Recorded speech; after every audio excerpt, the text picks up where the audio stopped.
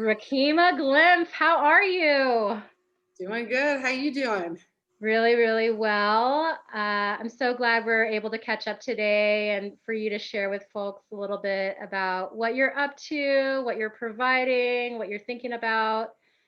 I think I first talked with you maybe 3.5 years ago. I think I was trying to recruit you for a role, and I was just really impressed by what I heard and what you are bringing to the movement. And so, kept in touch. And I'm so glad we've reconnected recently and that we're talking today. Uh, Tell us a little bit about your most recent campaign experience working with Bernie Sanders. Yeah, I mean, where do I begin? uh, what can I say for those folks who have been on campaigns? I think it is one of those experiences that you don't forget, right? Lots of long hours, lots of ups, lots of downs, lots of scary points, lots of high points, right? I think at some point throughout the process, I think I said, man, this really has potential of making someone extra, attentive to things that in traditional nonprofits you just wouldn't be as, I think as focused on, especially in these environments where, small things can turn into really big things. So, working on the Bernie Sanders campaign, I thought it was a really great experience. One, because if you're a person like me who's coming from both nonprofit, for profit, and then you say, well, wait a second, what else can I do when you do national and international, and you say, well, wait a second, what else can I do more? Campaign is like one of the last, frontiers, right? Where it's like, look, I want to hone my skills. I want to see what the differences are. And I think that if I ever thought that I was, doing good in the international space, because I do think it moves at a very different pace than nationally, campaigns was, hyperactive, drive, right? Which is instead of hiring, 30 people for the year, you're hiring hundreds by the week. So I think it was both a really great experience. I think it taught me a lot about what it means to be quick on your feet, right? And the definition of thick skin, right? Which is who knew that things being being said from the outside would actually fill away inside, especially when you're working the way that you're working and as fast as you are with hundreds and hundreds and thousands of people. And so I do think that, like, when we talk about emotional intelligence, I'm pretty sure I grew in that experience. Tell me a little bit about your day to day with the campaign, what you were in charge of and what you were doing. Yeah. So I had to oversee all things people and state operations. And so that was everything from, hiring people, that was everything from building up infrastructure in other states, all the way to moving hundreds of people at the drop of a hat, down to closing down all these offices, right? And so it really did span the gamut of all things people and operations writ large. That's so wonderful. You've been so busy, Rakima. So I just got this book, Real Talk, a book of love notes for Black and Brown women, by Rikimah Glymph. And I just saw this and I got it. And so you've been busy. And I want to just read one of your quotes in here, one of your notes in here, and you can tell me a little bit more about what's behind this. It'd be nice to have support, and it would be nice to hear nice job. Since I'm sure you don't hear it enough, be your own cheerleader and remind yourself of this very fact every single day. Talk to me a little bit about the impetus of that note and what it means to you. Yeah, I think, when the campaign suspended back in March, it gave a lot of us a lot of time to really both decompress from the experience, but also to really think about what has our lives been like, right? Like, and specifically for me, it was a deep reflection period for me. Rakima, did you feel satisfied with the delivery? Did you feel satisfied with what you were able to do in a very short period of time with folks who have never really seen the way your function operates? Not really, not in this context, right? And as I was thinking about that, and I was thinking about all of the people that I ended up working with, whether it was, surrogates or, top senior people, right? Congressional people, folks who work in the Senate, right? Even all the way down to the everyday person, right? Which I identify with most. I just found myself thinking, Rikima, what did you spend most of your time doing? Right. And not just on this campaign, but, when you were international, when you were national, like across all the organizations you've ever worked for, what is the major thing that both you found yourself doing and also that brought you joy? And that biggest part was how I was able to spend time with people and to really remind them of things that for me I would call rudimentary, almost things that should be basic core foundation things that we all think, right? And the reason why it resonated with me was because at some point in my experience I got to a place where I said, why don't I hear feedback anymore? And the feedback I was hearing was mostly from people who I managed, not people who managed me, right? And I kept saying, why? What's happening? And what I realized is that people go into management. Sometimes they go into management because they are actually managers. They know how to manage people, nurture people, all these pieces. And then you got people who go into management because they are high functioning project manager types, right? Which means that they may know how to execute on great work, but they don't know how to nourish people. And what my experience has been is, you get in a hodgepodge of all of these pieces, but when you look down the rank, you recognize more and more that like hires like brings in like, which means that after a while, a lot of what I get to hear is, I don't know how I'm doing. I have no idea. And if you're, a woman of color, right? It's even worse because nobody is saying a whole lot of these pieces. And after a while, either you're walking around with imposter syndrome or you're walking around double guessing, what you had to offer or what you did do, right? And if you're me, you start asking, I mean, how did I do? Because part of the experience is also being able to develop. And so the impetus of that was because I had spoken with someone that sits in a very high leadership position. And I asked, do you ever get told that you're doing a good job? Because I think you're doing a great job. If I can just get you to take care of your wellness, you're doing great. And people are watching you and they need you, right? So keep up the good work. And what I had been told was no. And that no matter how far up you go, this is a more and more recurring theme. And so it was important for me to write that because, I got to a place where I stopped even wanting to hear it. I don't need you to tell me I'm doing a good job because for me, my ego is not because I think I'm cute or because I think I talk fast or any of these pieces. My ego is because I know that hands down, I focus on the work and I let the work speak for itself, right?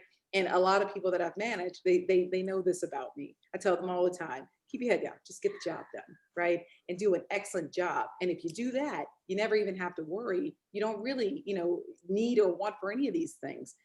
It's great. The human condition means that we need to hear it. We want to hear it, right? The world's environment means that that's a 50-50 shot that we will. And so what happens when you don't? Well, when you don't, remember that there's this book out there that told you that you were enough and that you got to go on and just keep up the good work, right? Love it. This thing is so chock full of just great little reminders. I work with lots of folks who are exploring career options and trying to best put their best foot forward, when talking with potential employers. And sometimes I, encounter folks with hesitancy around like how do they promote themselves and how do they do it in a way in which they don't feel gratuitous. And I think, that note and lots of the other notes in this book just are a good reminder of what we sort of should be doing just on a daily basis and not even just in, those situations where we actually need to be doing it really proactively. So love it, love it, love it. What else did I want to talk with you about? I want to hear a little bit more in your own words, because obviously I've seen everything on paper, but more in your own words, how you would describe your career path, your journey. What's, what were some of the highs and lows or pivot points? Can you share that a little bit with folks? Yeah, absolutely. So let's see. I mean, I moved to Washington, D.C. all the way back in 2009, 2010, right? And when I came to DC, I thought I was going to be a diplomat.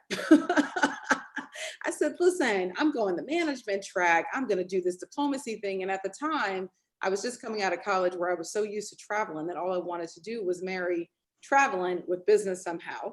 And I started that process only to quickly realize that that actually wasn't my interest. I wanted to travel. I didn't want to necessarily have to travel into some of the hardest areas for work.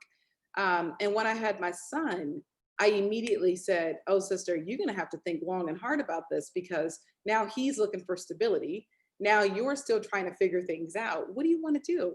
And maybe I sat with myself for about a good month and I kept saying, all right, well, you got all these skills. You went to business school because you're all ADHD. So it lets you learn 50 million things. And, but what did you love about it? Right.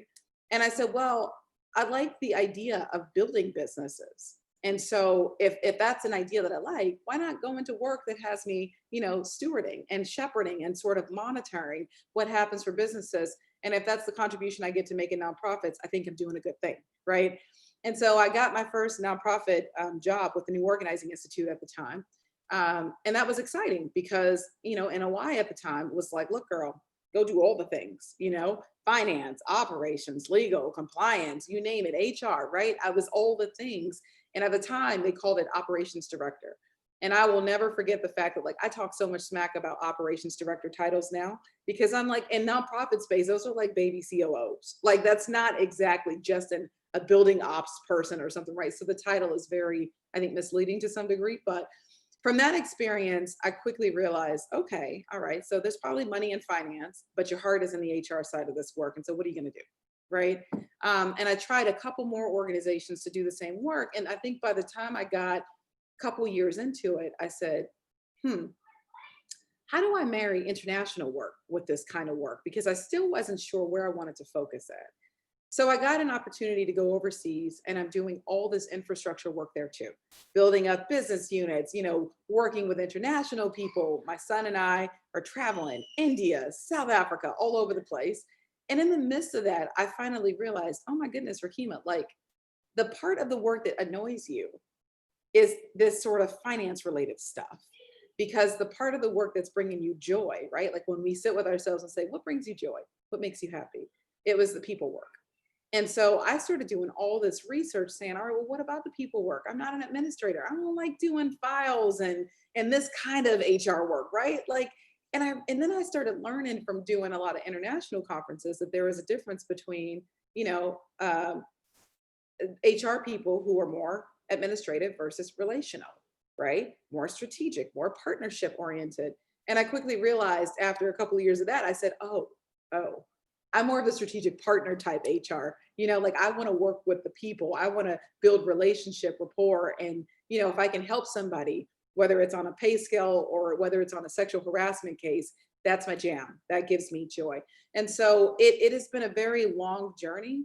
But I will say for the last maybe 4 or 5 years, I've been doing exactly the work that has really brought me joy.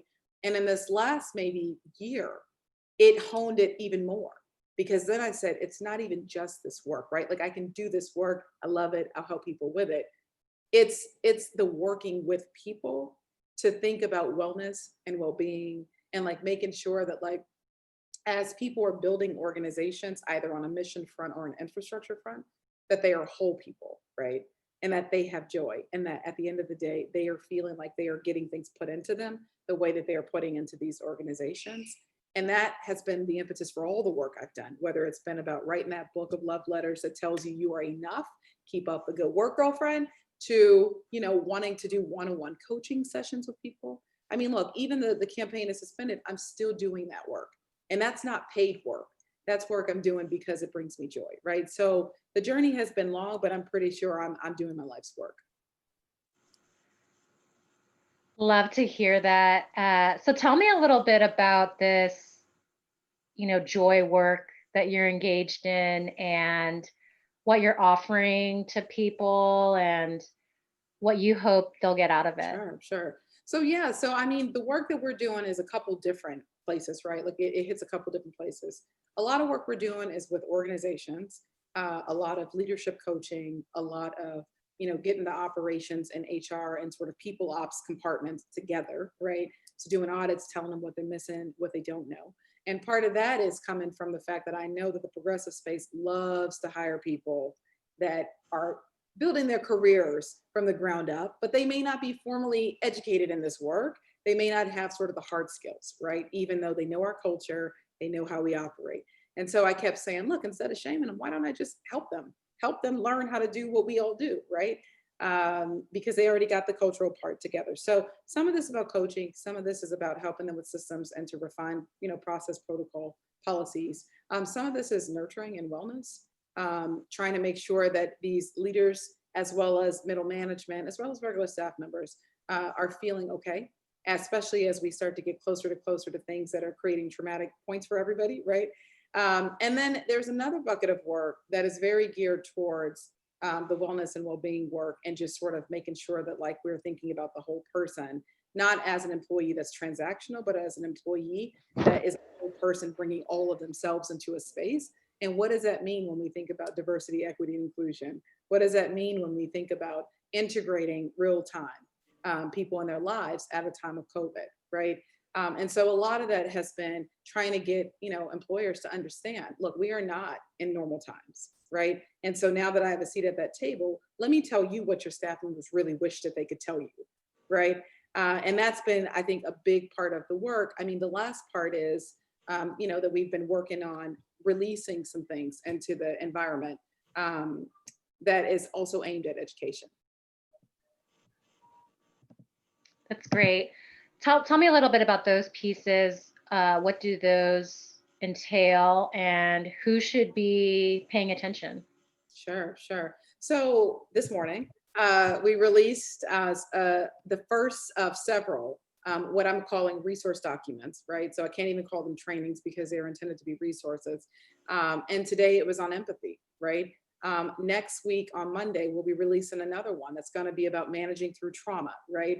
And the final one that we'll release before the election period is going to have everything to do with being resilient, right? And how do we do resiliency in action, right? And the reason why those were picked is because I'm looking around and I'm saying, Rikimah, how's your time being spent? You were spending time trying to keep people from falling, from getting so overwhelmed with depression and sort of sorrow feelings, both about the state of the world that we're living in, but also about what's happening on the employment side. People are losing jobs, people are losing relatives. People feel like we are really at a different period in history. And quite frankly, as a person who works in this work, I got to say, I'm pretty clear that this is like no other, right? Even us practitioners who work in this work are having to double down to make sure that we are okay. And so one of the things, that my team kept thinking about was, what can we do to tell the movement that we love them and that we see them and that we hear them and that we, with the skills that we've got, we can do more, right? And putting together these resources was an opportunity to open source something for free that we know that either people have forgotten or they may simply not know. And that both fed both our minds and our hearts, right? And so today was the first resource that was released. We'll continue to release them and hoping that they help. And really, these things are meant for everybody: your grandmother, your child. I'm very pro open source. Yeah. So you have an early fan. I'll make sure to link underneath in the description of this conversation today's what you released today, and then the future dates so people can access too. It's really exciting, Rikimah. Awesome. And lastly, just to wrap up, I heard you are running for Congress. Tell me a little bit about that decision and what has motivated you to run, where you are right now in your campaign. I want to hear all about it. That's right. That's right. So, yeah, it's a little scary. A little scary. I'm not political, right? Like, I mean, I didn't even learn about primaries until this last 2 years because I was from the inner city where nobody thought it was important to let us all know what this stuff was.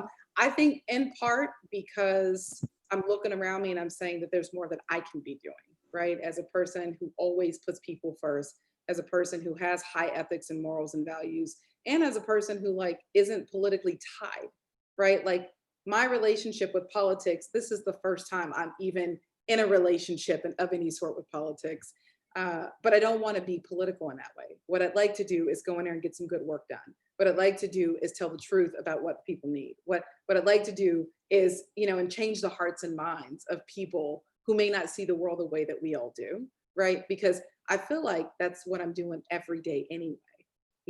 Not too long ago, maybe a couple of weeks ago when the debate happened, it was the first time that I had really, really felt a deep sentiment around what was being talked about. And hearing the sort of reaction from our current sitting president around, are you going to have folks get it together, stand down, and just sort of like, not create any sort of violence or any of that type of thing as the election nears or, on election day, this is the first time I actually fell into tears. And the reason being is because I thought about every single person out there who has anxiety right now, every single person out there who's afraid to go to the ballot box, right? Every person out there who's working so hard on this election to see it happen in a way that at least can be, something that we can depend on and that we can trust. And then to hear things like that, I thought to myself, this is what's wrong with the world. We need more people who actually give a care, right? I almost said a word, who actually care about the plight of other people, and specifically folks who are not coming from money, who are coming from off the ground, who have, been shoulder to shoulder with other comrades and organizers and the movement, and who know the hard work, who knows the pain and suffering that comes associated with it. So I one day just woke up and was like, Rikimah, your story's not done with politics. You thought that was a one and done experience. Even on the camp, I said, I don't want to go to the White House. I just want to help. I want to help get this thing going. And now I find myself saying, your time is not done. You have to go out there. You have to continue talking to people. You have to keep on telling people why it is that like getting civically engaged, why it is that, sort of being a part of the group that's fighting at all these multi-layered positions in society, why it's critical. So deciding to run was a decision me and my son made together. My son is 9 years old, barely, but he is more political than I would have ever assumed. And he says, Mom, your heart has always been with people.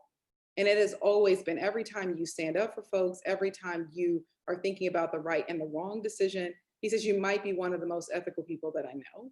And I think that like we need more people like you out there, because that's what inspires me. And that's all he had to say.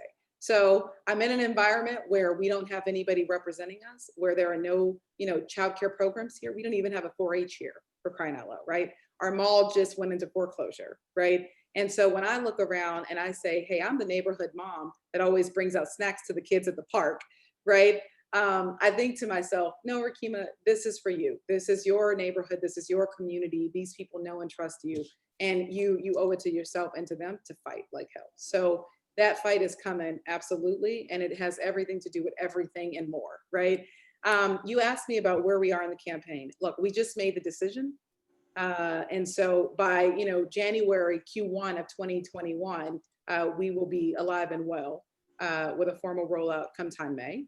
So it's exciting. It's scary. It's exciting. I'm so excited for you. I'm so excited for your family. I love that how involved your son is, and that he was a source of motivation for you. And congratulations on this decision. It's a big one, and wishing you all the best with that. Really, really inspiring, really exciting. Appreciate that. Any last words, Rikimah, before we sign off? It was such a pleasure catching up with you a little bit today, and I hope folks tuning in will gain a little insight, perspective as they watch this. Yeah, no, I mean, I think the one thing I can say is just don't give up. Whatever your fight looks like, don't give up, keep going, right? And when you look in the mirror and you sort of start second guessing yourself and thinking what you can or can't do, stop yourself in your tracks, because if you couldn't do it, you wouldn't be thinking about doing it, right? And I think that's the biggest lesson I've learned this year, is that we are our biggest enemies when it comes to that stuff, but it has no bearing on the strength that we carry or on what level of impact we can make in this society. And so I hope that folks harness that and they do good with it.